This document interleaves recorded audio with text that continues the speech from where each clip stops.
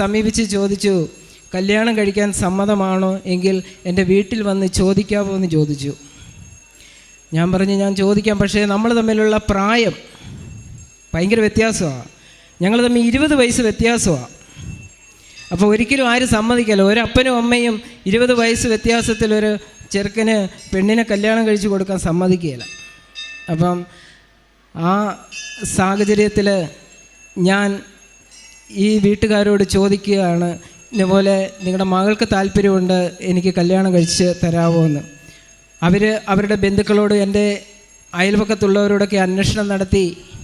അന്വേഷിച്ചപ്പോൾ അവർ പറഞ്ഞത് പ്രായം കൂടിയ ഒരു ചെറുക്കൻ, നമുക്ക് പറ്റിയ കേസല്ല, അതുകൊണ്ട് ഇത് നടക്കുകയില്ലെന്ന് പറഞ്ഞത് മറ്റ്.